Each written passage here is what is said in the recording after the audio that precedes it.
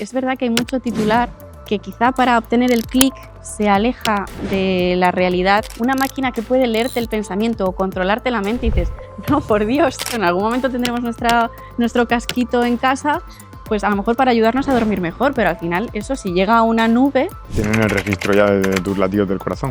Consumimos contenido muy rápido y muy corto. Quiero que me expliques cómo funcionan los ultrasonidos focalizados que acaban de salir en menos de un minuto. Y no tengo ni idea de cómo funciona una neurona. Hay muchas preguntas sin resolver. Tenemos muy poca capacidad de generar nuevas neuronas una vez ya somos adultos.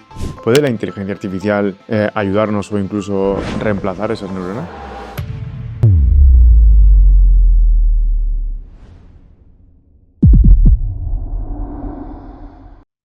Seguimos en Talentland, en Málaga. Bienvenida, Estefanía Esteve, a Brown Project. Nos encanta tenerte por aquí. Estefanía, eres teleco, doctora en neurociencia. Justo. A ver, explícame bien eso porque no lo estoy pillando. Todavía sigue siendo un poco raro, todavía noto que la gente se sorprende, pero bueno, yo creo que cada vez será menos raro porque el mundo de la tecnología y la ingeniería está más ligado al estudio del cerebro de lo que mucha gente se piensa, ¿no? Bueno, primero, gracias por invitarme, encantada de estar aquí. Y eso sí, yo hice la ingeniería de Teleco, me especialicé en ingeniería biomédica y ya el doctorado pues en neuro con mis neuroncitas y mis cerebros. ¿Y por qué? ¿Por qué neurociencia? ¿Qué tiene que ver la neurociencia con las telecomunicaciones? Pues tiene más que ver de lo que pueda parecer, porque estamos hablando de... En Teleco hablamos mucho de redes y de comunicación y al final las neuronas son unas células que están precisamente especializadas en comunicarse. O sea, una neurona por sí sola no sirve para nada. Una neurona, una célula cardíaca, pues late, pero una neurona si no se comunica, si no hace una red, no sirve absolutamente para nada. Y de hecho, curiosamente, yo que hice el doctorado en un laboratorio de física es porque estudiamos las dinámicas de estos patrones de las neuronas, ¿no? Quién habla con quién, en qué grupitos colabora y un poquito el análisis de la red, igual que analizarías una red de routers o una red de personas. Uh-huh. Y neuro porque me fascina, porque hay tantas preguntas sin resolver en el cerebro y que necesitamos la tecnología para resolverlas, que me pareció fascinante. A ver, ¿cuál sería una de esas preguntas? Pues, por ejemplo, no tenemos, para empezar, no tenemos el conectoma del cerebro humano todavía. El conectoma es el conjunto de todas las conexiones. Ajá. Entonces, alguien ha estimado más o menos cuántas neuronas tiene un cerebro humano, que son unas 86 billones. Alguien ha hecho una regla de 3 por ahí. Sí. No es exactamente cómo lo han hecho. Seguramente han cogido una parte del cerebro o varias, han contado cuántas hay y han extrapolado. ¿Vale? Han hecho una regla de 3 por ahí. Pero no sabemos exactamente, pues, esta neurona se conecta con se comunica con la otra. Aparte que, aunque lo supiésemos, como el cerebro está cambiando continuamente, pues tendríamos que estar como actualizando continuamente ese conectoma, ¿no? Es muy difícil. Y esa es una de las preguntas que están sin resolver. Y, por ejemplo, hará falta una tecnología nueva que sea capaz de escanear un cerebro vivo en tiempo real con una resolución microscópica a nivel de neurona a neurona para ser capaz de entender realmente qué es lo que está pasando ahí. Y eso no lo tenemos.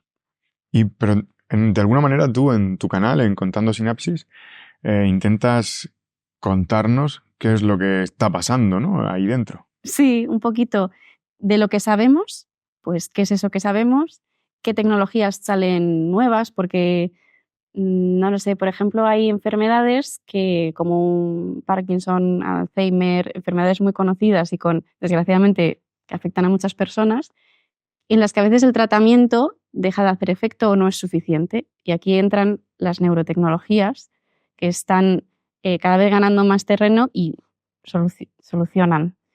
Permiten a todas estas personas tener una mejor calidad de vida. Y hay veces que ni siquiera como usuarios sabemos que existen estas opciones terapéuticas y a mí eso es lo que me llevó un poco a divulgar y a contar estas cosas en el canal. Una chica, por ejemplo, me decía, mi madre tiene Parkinson y yo no sabía que había un dispositivo que podían implantarte que hacía que se controlasen los temblores. Claro, es que cuando hablamos de neurociencia, yo tiendo a vincularlo, seguramente erróneamente, con comportamiento, ¿no? Con el hábito, incluso con el desarrollo personal, ¿no? Es como, no, la neurociencia dice que si piensas de esta manera conseguirás estos objetivos, ¿no? Es como muy motivador coach. Pero sin embargo, la visión que tú estás planteando ahora mismo de la neurociencia se parece mucho más a me meto dentro del cerebro físicamente, lo manipulo, lo estudio o lo miro para conseguir unos resultados, como esto que comentabas ahora del Parkinson, que está justo en la frontera entre las dos cosas, porque es me meto dentro para conseguir un cambio de comportamiento. Justo. ¿Qué es la neurociencia? La neurociencia al final es el estudio del cerebro, entonces se puede estudiar desde muchas perspectivas. Una es la perspectiva de la psicología, que a lo mejor, dentro de que la psicología tiene mucha base biológica, pero a lo mejor se suelen centrar más en la parte más conductual, ¿no? Lo que tú dices, porque esta persona se comporta de esta manera o piensa de esta manera. O sea, que sí que hay desarrollo personal en la neurociencia, que sí, es correcto. Es correcto, vale. Sí. Al final hay muchas ramas, ya como te comentaba, ¿no? Yo a lo mejor lo estudio más desde el punto de vista de la física y de las redes, pero se puede estudiar más desde el punto de vista a nivel biológico, ¿no? ¿Qué está ocurriendo con esta molécula para que a nivel conductual, pues también hacemos, bueno, yo en concreto no he trabajado conducta, pero experimentos con ratones, pues este ratón que para que salga del laberinto, pues si antes ha tenido esta experiencia, sale más rápido, más despacio. Este tipo de experimentos también son neurociencia, aunque... ¿Cuál sería un caso de uso de la neurociencia en un desarrollo personal? No sé. A ver. ¿Qué ejemplo se te ocurre? Me voy a mojar, ¿vale? Pero Venga. Hay una cosa que hay que tener, yo creo que cuidado, y es cuando te dicen, según la neurociencia, tienes que desayunar huevos fritos todos los días, ¿vale? Hay mucho cuidado con esto porque, primero, que cada cerebro es diferente, cada persona es diferente, hay cosas que sabemos, pero cuando empezamos a ser muy reduccionistas, ¿no? O a simplificar mucho, seguramente en neuro, si simplificas mucho, algo no está bien. Algo se nos está escapando. Entonces, sí que hay cosas que podemos decir. Por ejemplo, sabemos que el cerebro es plástico, que el cerebro es capaz de adaptarse y aprender cosas nuevas siempre, y que además esto es muy enriquecedor, ¿no? Porque como que te mantiene activo y vemos que las neuronas parece que están más sanas y demás. Entonces, pues puedes decir, vale, enriquecimiento saludable o coaching, pues intenta aprender cosas nuevas, sal y ten relaciones sociales, de calidad, porque todo esto se ha visto que desemboca en un cerebro más sano. Pero cuidado con, es que mi cerebro, como no quedo con llevo 2 semanas sin quedar con mis amigos, pues mi cerebro ya está degenerando. No, tampoco. Tampoco es así. Muy bien, y desde la perspectiva de la que tú lo trabajas, ¿qué es la neurociencia y cómo lo trabajas? ¿Qué haces ahí? Pues yo intento comprender cómo emergen quizá estos comportamientos. Es decir, tendemos mucho a pensar, porque se ha estudiado mucho así, ¿no? De tomo las decisiones con mi corteza prefrontal, los movimientos los gestiono mi corteza motora. ¿Eso es realmente así? O sea, ¿realmente cada parte del cerebro se usa para una cosa y luego hay una mitad que es como más creativa y otra mitad que es como más racional? Lo de las mitades no, lo de las mitades es un mito. Sí que es verdad que hay zonas del cerebro que están más especializadas en unas tareas que en otras, pero a mí siempre me gusta decir que no hay fronteras como, digamos, entre España y Portugal, que no, eso de decir a partir de este surco ya ninguna neurona se dedica a procesar la información visual, es tirarse un triple, la verdad, porque al final las conexiones neuronales pueden ser larguísimas, y yo he tenido neuronas en el laboratorio poniéndoles obstáculos y te aseguro que los axones, las conexiones de las neuronas, hasta escalan esos obstáculos. Entonces, nosotros los estudiamos desde un punto de vista más de red, ¿no? Tenemos un grupo de 200, 2.000, 20.000 neuronas, ¿y cuáles son las dinámicas? Pues que sería igual que si tienes una red de amigos. A veces estás tú solo, a veces hablas con uno, a veces quedáis 5, a veces quedáis, pues en este caso igual. A veces se activan 200 neuronas a la vez, a veces solo se activan 2. La misma neurona puede participar en diversos grupos. Entonces, estudiamos cómo estas dinámicas van cambiando y vamos a veces poniendo incluso trabas para ver, según las trabas que pones, qué ocurre con esas dinámicas, si esos patrones cambian. Porque al final esos patrones son los que dan lugar luego a que pensemos, a que sintamos, a todo lo que somos. Son muy plásticas esas neuronas, ¿no? Están como muy adaptándose todo el tiempo. Continuamente se adaptan, pueden igual participar en varias redes a la vez y a la vez pueden conectarse con nuestro cerebro es plástico durante toda la vida y las neuronas pueden crecer nuevas conexiones durante toda la vida. Obviamente cuando somos pequeños es más fácil, sí, eso está demostradísimo, pero siempre se puede.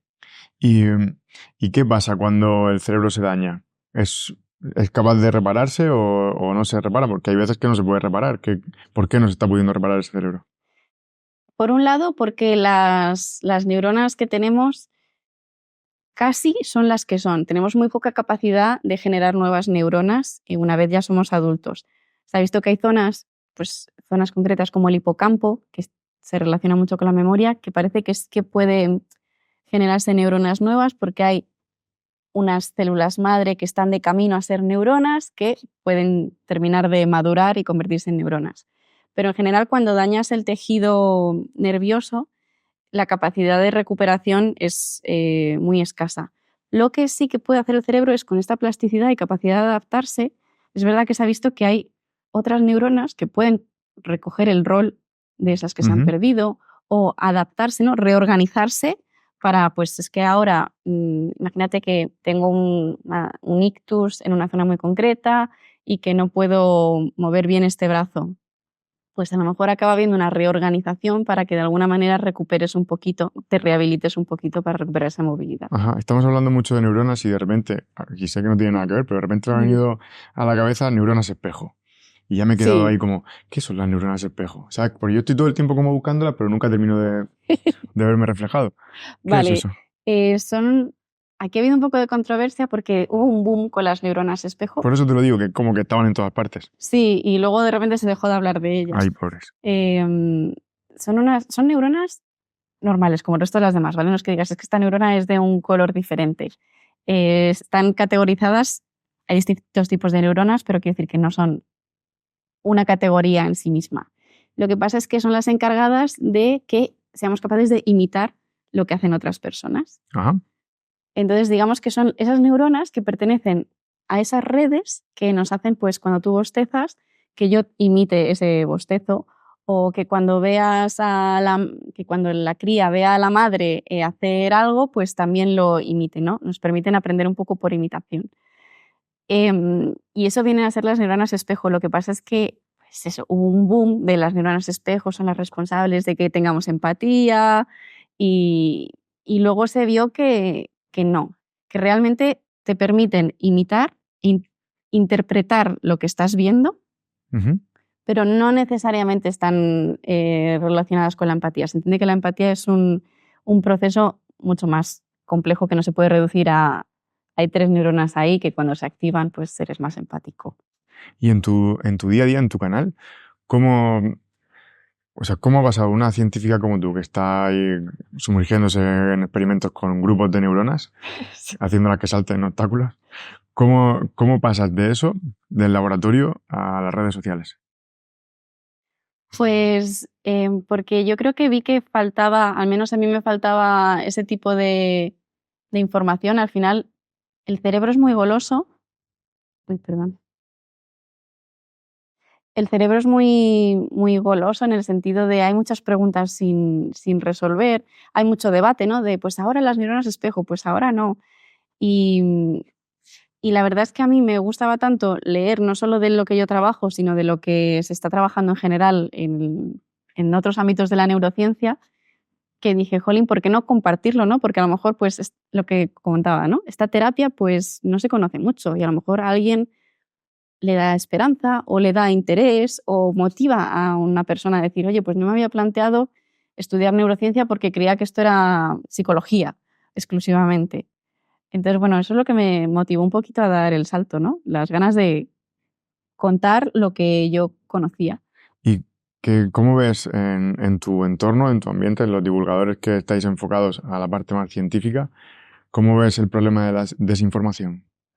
Pues es duro porque, y además cuando hablamos del cerebro, pues es a veces incluso más duro todavía, ¿no? Porque creo que muchas veces queremos como información rápida y concisa y decir, vale, yo duermo mal, ¿qué tengo que hacer para dormir bien?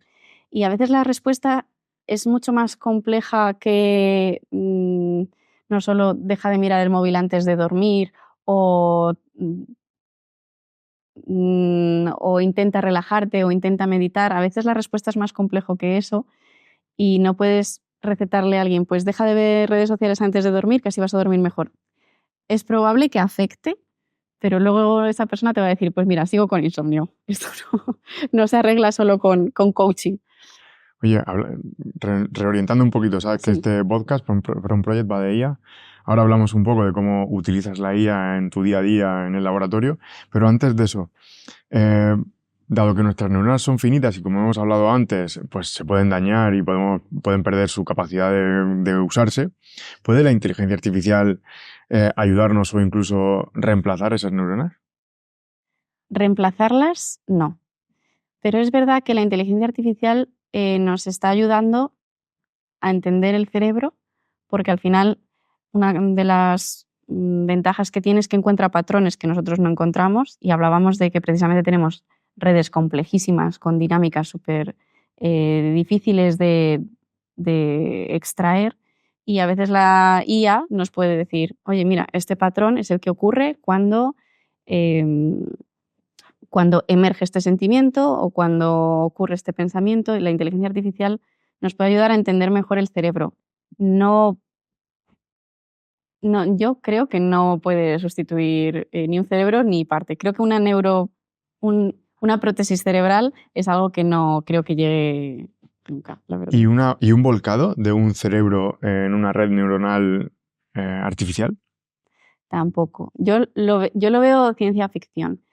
Creo que podremos paliar algunas cosas, es decir, pues entendiendo estas redes, entendiendo cómo interconexionan entre sí, pues sí que hay casos como de mejora de la cognición humana, ¿no? A través de la inteligencia artificial, en la que puedes decir, mira, esta persona, por ejemplo, ahora está teniendo menos atención, y a lo mejor tiene que parar, en vez de cada 45 minutos, cada 35 minutos para mantener su atención. O a lo mejor si estimulo estas zonas, consigo que mantenga la atención durante más tiempo.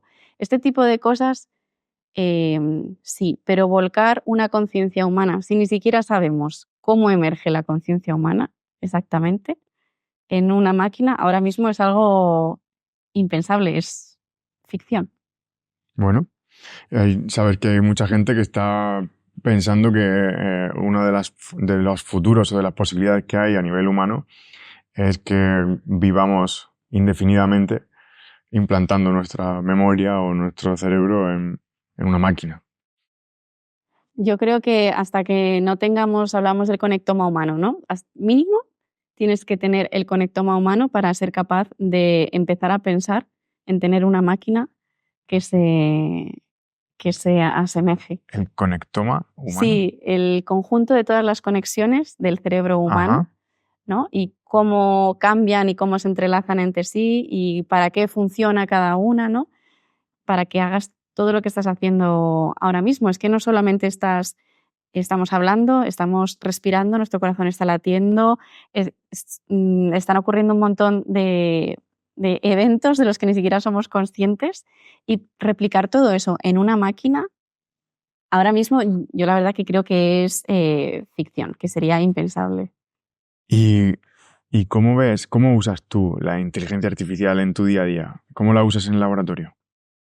Pues, por ejemplo, para pacientes que tienen una enfermedad neurodegenerativa, como puede ser una esclerosis múltiple o una ELA, un Parkinson, la inteligencia artificial nos puede ayudar a aunar un montón de datos de ese paciente, que no sean solo sus datos clínicos, sino también su estilo de vida, por ejemplo, sus horarios de sueño, su dieta, su ejercicio, otras métricas como pueden ser, no lo sé, pues su nivel de oxígeno en sangre, cositas que a lo mejor no se suelen seguir día a día, y todo eso se puede unificar y hacer un modelo que sea capaz de predecirte, pues esta persona con su estilo de vida, su historial clínico y sus factores genéticos, el medicamento que mejor le viene va a ser este, el tratamiento que mejor efecto le va a producir en los próximos 5 años es este, y su degeneración en los próximos,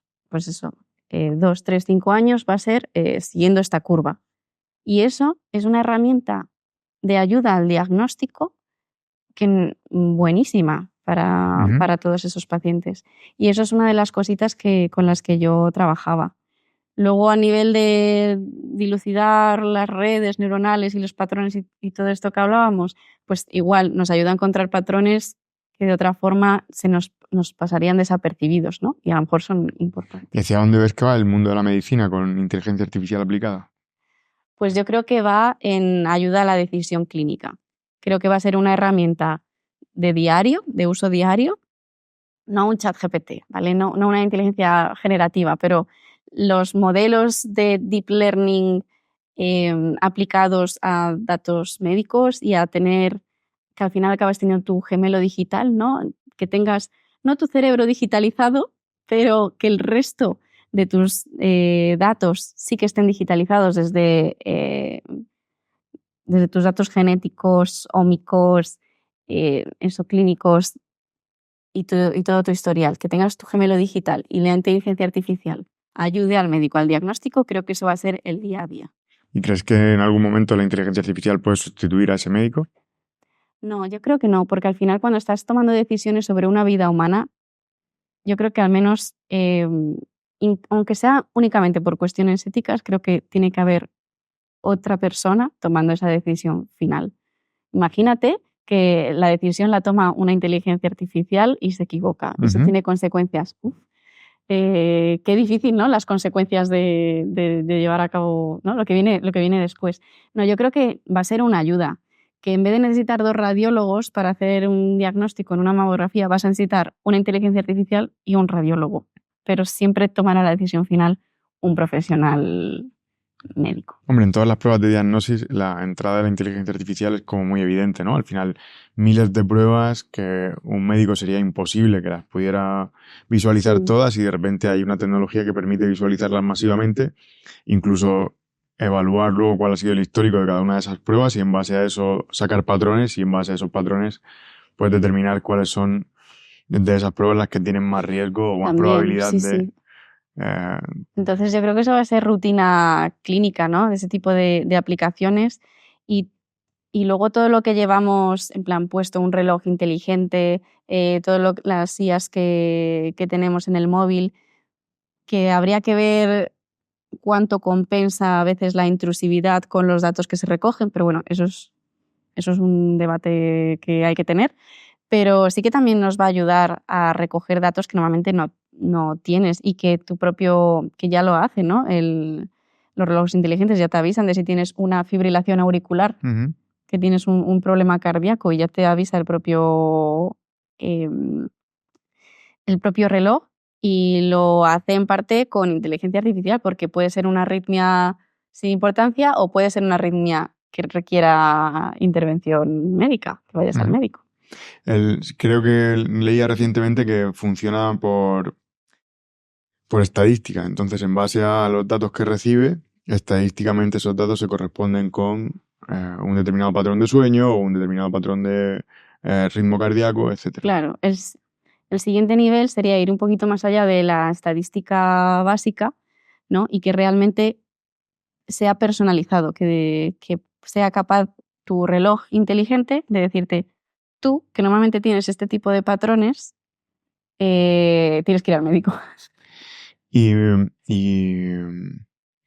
cuando estamos hablando de marketing, ¿no? Del contenido de todo lo que tú haces, ¿no? Tú eres una divulgadora, haces contenido, lo publicas.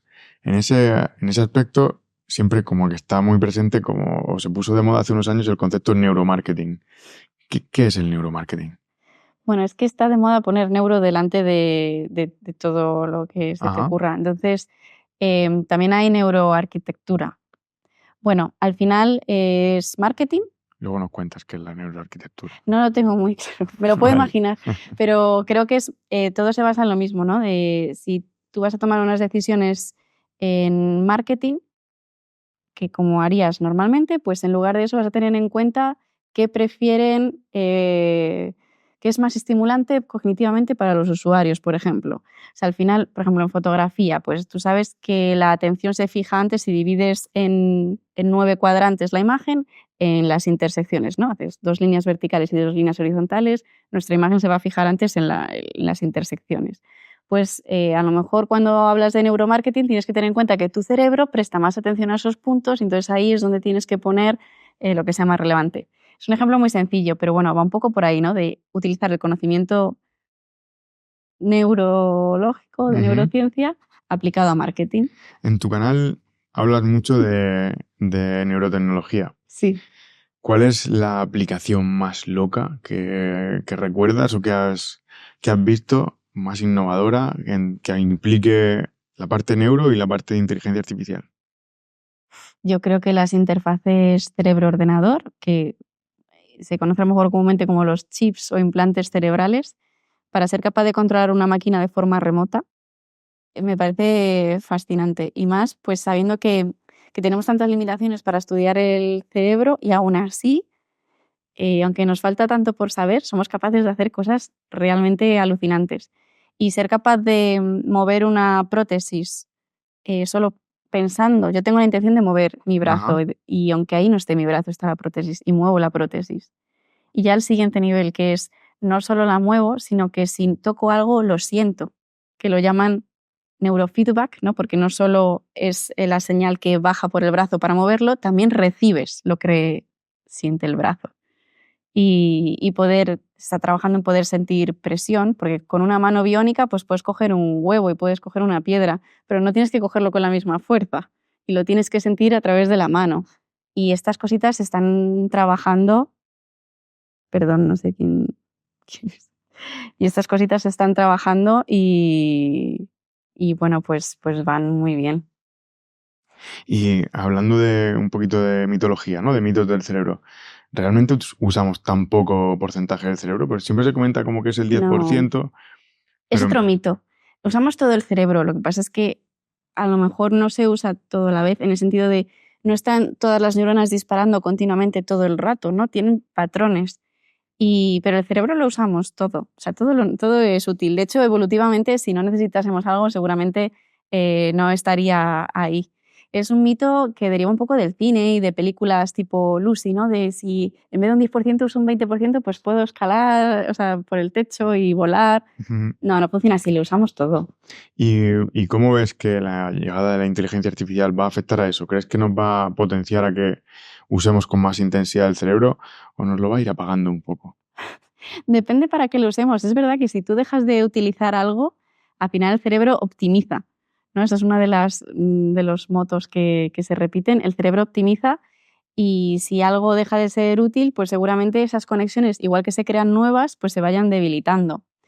Si estamos todo el día en redes, si no ejercitamos, si estás todo el día usando la calculadora y no usas nada del cálculo mental, pues al final esa habilidad la irás perdiendo o se irá reduciendo.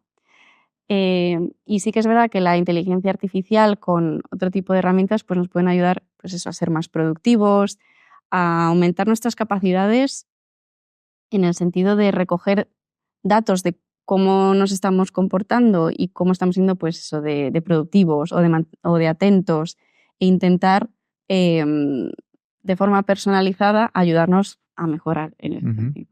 He visto en tus redes que has estado hablando sobre inteligencia artificial y farmacología y cómo la inteligencia artificial puede ayudar a que el desarrollo de los fármacos se acelere. Sí. Y cuáles son las tasas de fracaso de nuevos fármacos antes y cuáles son ahora. ¿Cómo está entrando la inteligencia artificial en el mundo farma y tiene eso algo que ver con la rapidez con la que conseguimos las vacunas de la COVID o eso no tiene nada que ver?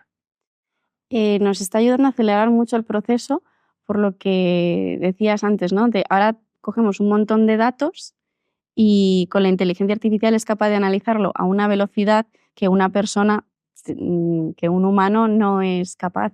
Y podemos analizar, al final cuando diseñas un fármaco, primero tienes que localizar una diana, ¿no? Pues tengo esta molécula que es la que se está comportando como no debería y la tengo que o neutralizar o modificar. Y ahora tengo que hacer un fármaco que vaya justo a esa molécula y haga lo que yo quiero.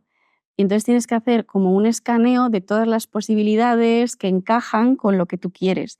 Y eso antes se hacía, pues, bueno, y se sigue haciendo todavía, en placas en el laboratorio, probando de uno en uno los compuestos y haciendo tus moléculas. Y ahora puedes poner un programa de inteligencia artificial que te diga este. O sea, prueba estos 5. Y no pruebes estos 200, prueba estos 5. Y además se ha visto que no solo reduce los tiempos, sino que además de estos 5, la probabilidad de éxito cuando utilizas estos programas de IA es mucho más alta. Y reducir estos tiempos en la selección de fármacos para tu diana, podemos estar hablando de años de ventaja, que para una persona que necesita una medicación es muy importante, es mucho. Sin duda, sin duda. La verdad es que es un avance grandísimo y Sí. nos acelera mucho la obtención de resultados. Y en cuanto a la toma de decisiones, que me parece como un tema muy fascinante, ¿cómo tomamos decisiones? ¿Cómo funciona? ¿Cómo hace el cerebro? O sea, de repente se junta un trozo del hipotálamo con un trozo de la corteza y ¿cómo se toma una decisión? Bueno, pues lo que se piensa es que aparecen muchos elementos en escena, ¿no? Digamos, al final tienes pues varias, decíamos, zonas del cerebro que están especializadas. Entonces, a ti te llega un estímulo. Tú primero tienes que entender ese estímulo, tienes que procesarlo. Va a haber partes de tu cerebro que se encarguen de, en base a tus experiencias previas, decidir si ese estímulo es peligroso o estoy contento de este estímulo, porque a lo mejor ese estímulo es una persona que hace mucho tiempo que no ves y te alegra verla. Entonces, ese tiempo de reacción es el tiempo que está tu cerebro procesando la información y también va a pasar por la amígdala, que es una zona que está muy involucrada en los circuitos que tienen que ver con las emociones, ¿no? Entonces, por ejemplo, todo el tema de la ansiedad y del estrés, al final son respuestas naturales que tiene el organismo, pero, por ejemplo, en el caso de la ansiedad es que nuestra amígdala se vuelve un poco hiperactiva y entonces reacciona de manera exagerada, ¿no? Digamos que este procesamiento de tomar la decisión si esto debería asustarme o no, la amígdala dice, me asusta un montón. no toma siempre la decisión más acorde con la realidad y con sus experiencias. Y luego tenemos una corteza prefrontal que al final digamos que es la que toma como la decisión final. Pero todo esto vuelve a ser una simplificación. O sea, realmente ahí hay lo que podemos decir unas metaredes y unos patrones mucho más complejos que no es simplemente la amígdala la única que se encarga de decidir si esto me asusta o no me asusta. Hay más zonas implicadas siempre. Igual que decíamos que no hay un hemisferio más creativo que otro, por ejemplo, el habla siempre se creía que estaba más en un hemisferio que en otro y se ha visto, que estaba exclusivamente en uno de los hemisferios y se ha visto que en el otro hemisferio también hay redes y también hay neuronas que se activan cuando estamos teniendo una conversación o intentando comunicarnos. Entonces, bueno, es mucho más complejo todo de lo que parece, pero por ahí van los tiros. Y en esa complejidad, ¿en qué momento es en el que tú decides darle un giro a tu carrera más de laboratorio y más científica y orientarla hacia la divulgación y hacia exponerte en redes, generar contenido, etcétera? Pues yo creo que las ganas de contar, ¿no? De contar y de tener conversaciones, porque al final hay muchas cosas que todavía están por debatir, o sea, ahora que está con esto de las neurotecnologías, en algún momento hay que hablar de neuroderechos, qué es ético, qué no es ético, en plan, porque al final mis datos de mis señales cerebrales también son mis datos biométricos, igual que mi huella dactilar. ¿Los registramos también nuestros datos de nuestras conexiones neuronales? Pues en algún momento, sí, claro, en algún momento tendremos nuestro casquito en casa, pues a lo mejor para ayudarnos a dormir mejor, pero al final eso si llega a una nube, hay la empresa que sea la dueña de ese dispositivo que tiene un registro de tus señales cerebrales mientras duermes. Igual que cuando el teléfono móvil guarda nuestra huella dactilar o nuestra cara, ¿no? Esos tipo de patrones. Tienen el registro ya de tus latidos del corazón. Claro, también todos estos datos, entonces es una conversación que habrá que tener. Y pues yo me aventuré porque creo que es un mundo muy abierto y me apetecía tanto contar lo que sé por a quien le puede inspirar o le puede ayudar, con que ayude a una persona que diga, mira, me quedo más tranquilo porque sé que estamos avanzando y que la ciencia no está estancada, como por las ganas de conectar con otra gente que tiene pues tus mismas inquietudes o te gustan las mismas cosas que a ti. Y al final, bueno, pues hacer amigos es buenísimo para el cerebro, así que ¿por qué no hacer amigos con gente y conectar, que para eso están las redes, con gente que estáis en la misma línea, ¿no? Muy bien. ¿Y cómo decides en ese día a día qué temáticas tratar? Pues honestamente lo que me apetece. A veces leo un artículo que ha salido nuevo y digo, qué chulo, pues venga, voy a hacer un vídeo sobre esto. A veces simplemente digo, pues yo qué sé, no he hablado nunca de optogenética y la optogenética es muy guay, pues hacemos un vídeo un post de optogenética. Pero bueno, muchas veces es cuando te viene la inspiración y suele venir pues porque ha salido algo nuevo o he leído algún artículo científico que digo, esto es interesante y además tiene su historia, así que vamos a contar toda la historia de cómo hemos llegado hasta este punto.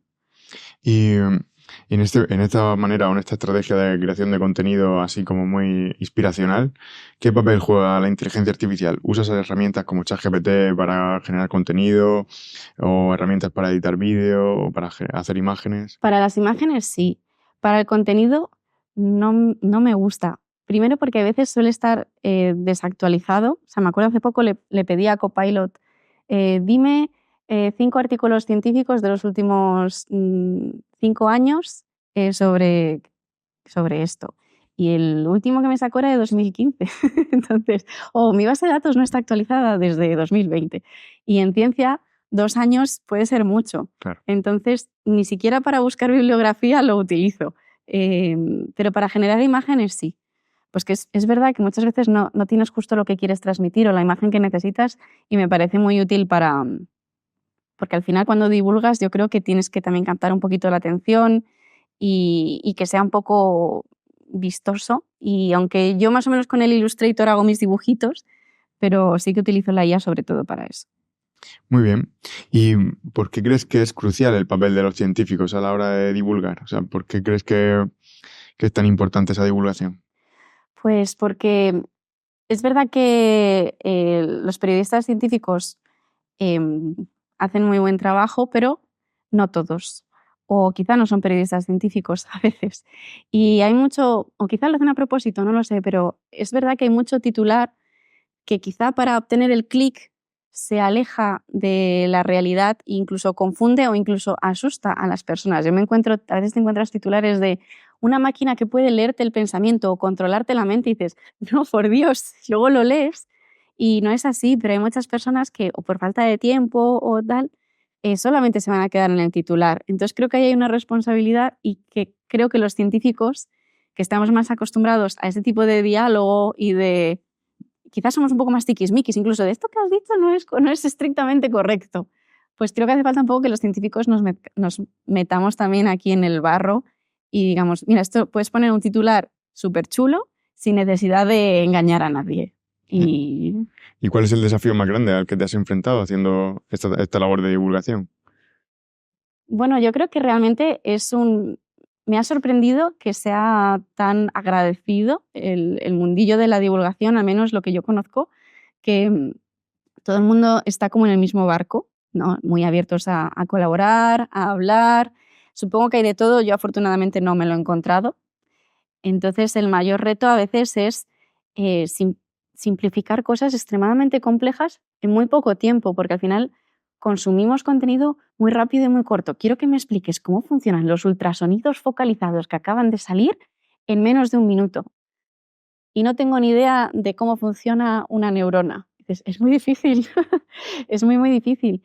Entonces ese es un poquito el reto que yo todavía estoy aprendiendo a Muy bien. conseguirlo. Y por ir finalizando, ¿qué consejos le darías a alguien que está en una situación similar a la tuya y que quiere empezar a divulgar en redes sociales?